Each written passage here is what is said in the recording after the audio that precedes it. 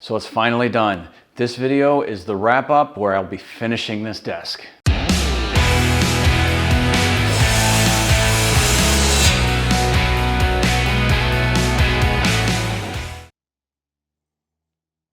The last components that need to be built for the desk before everything can be finished and assembled are the lower drawers. Now I'm starting those off with the drawer fronts themselves, which will not be part of the actual drawer box on the lower drawers. So the first step is to fit the drawer fronts into the case, and that takes a few tries of testing the fit, shaping it a little bit with hand tools, going back and retesting it until I have the perfect fit with it as one piece. Later on that will be cut down into two. Then with the drawer fronts taken care of, I can move on to gluing up the panels which will make up the drawer sides, fronts, and backs.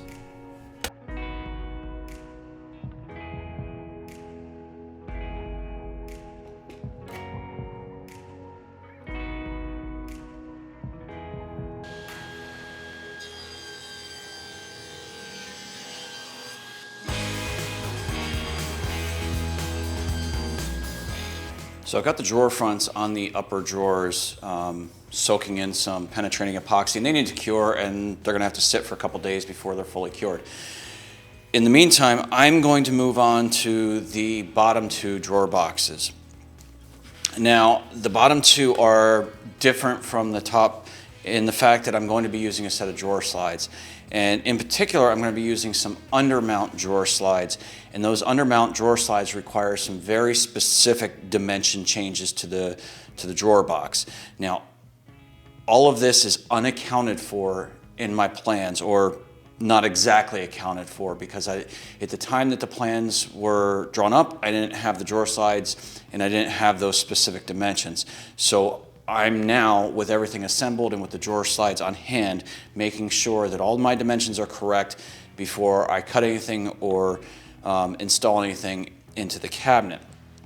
So lengthwise for the drawers for both bottom and top drawers, that's easy. That's 18 inches. I have 18-inch drawer slides, and that means specifically 18-inch length sides.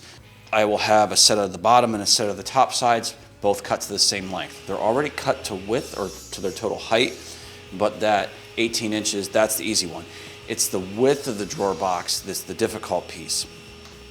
But this piece is a little bit tricky, so if you happen to be looking at the plans, understand that the dimensions of those lower drawers are not exact. In fact, I went back and looked, and they were a little bit narrower. I had them accounted for 1/2 inch thick. These are 5/8, so all of that matters. So depending on the thickness you make your drawer sides, the width of that of those front drawers changes, because everything's based off the inside of the drawer box, which is a lot different. Normally, like with the upper drawers, you're measuring based on the outside of that drawer box, because that's what's going to fit in. Even if you're using traditional side mount drawer slides, you've got the total opening minus the thickness of those drawer slides gives you your total outside dimension of the drawer, whereas these are based on the inside dimension of the drawer. Most of what I'm doing now is the exact same process as I followed for the upper drawers. Again, with the only exception being that the drawer fronts are not part of the drawer boxes in this case and will be screwed on later. The rest of the steps are pretty much identical. I need to mark out the dovetails, I need to cut dados for the drawer bottoms, I'm going to be cutting the dovetails themselves in the bandsaw, all the exact same as on the upper drawers, again with the exception that these have a separate drawer front.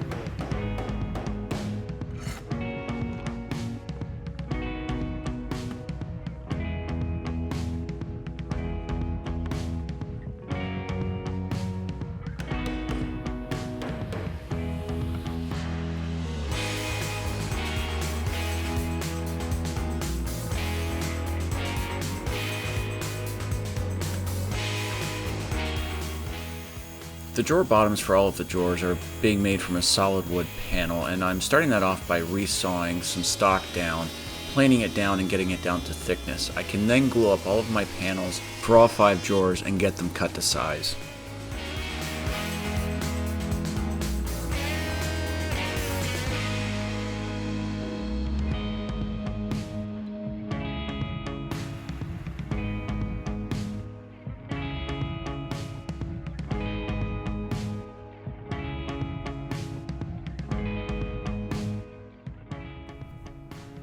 The Undermount drawer slides have some pretty unique design requirements when you build the drawer box. First off is a 1/2 inch gap underneath the drawer bottom, and then there's some very specific holes that need to be drilled in, and there's a couple jigs that are available to make this job a little bit easier.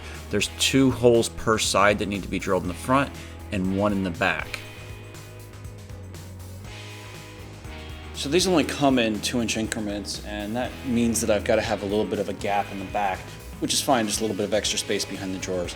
So I have a spacer in the back that will set the distance forward that I need, and then I have one large spacer that I can both use to space the drawer slide for the top up, but also to support it while I screw it in.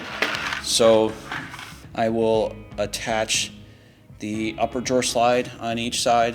I'll attach the upper drawer slide, and then the lower drawer slide. Lower drawer slide, I'll still use that back spacer, but not the bottom one.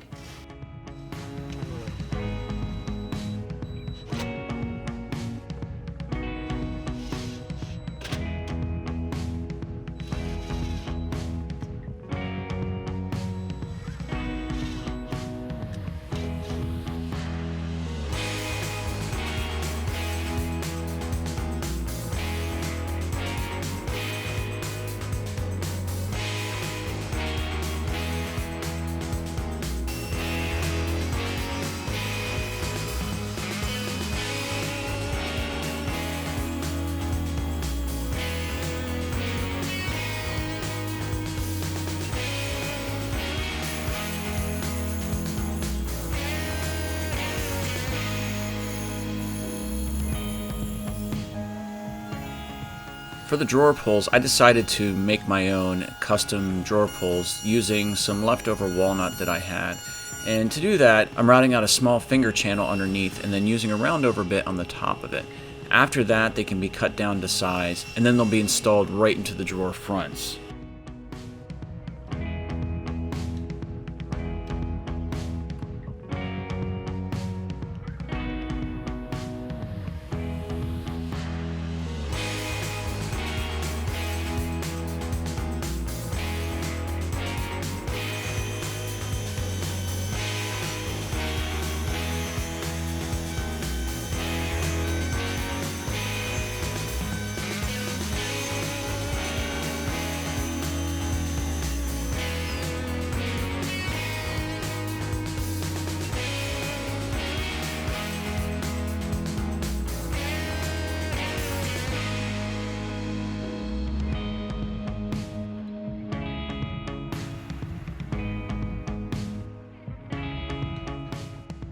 And just like on the upper drawers, the lower drawer fronts need to be treated with penetrating epoxy.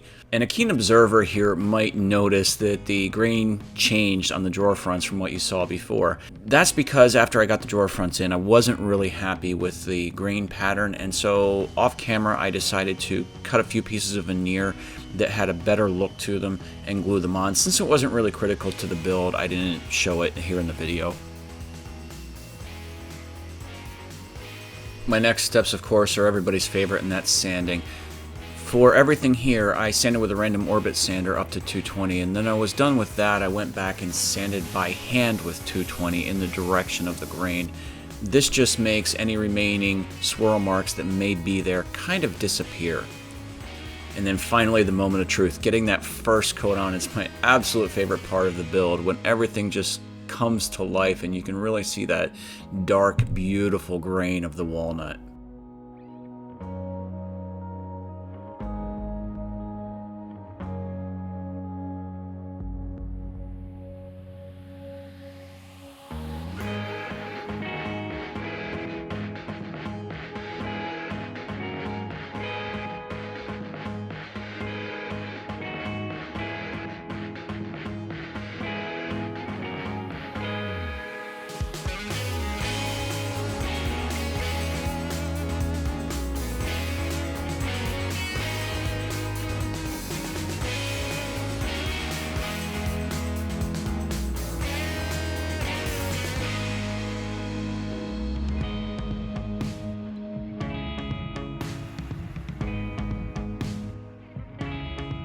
To install those drawer fronts, I use the playing card trick, and that's using playing cards as spacers essentially to position the drawer fronts where they need to go within the box. I can then use clamps to hold everything on, knowing that everything is spaced out where it needs to be.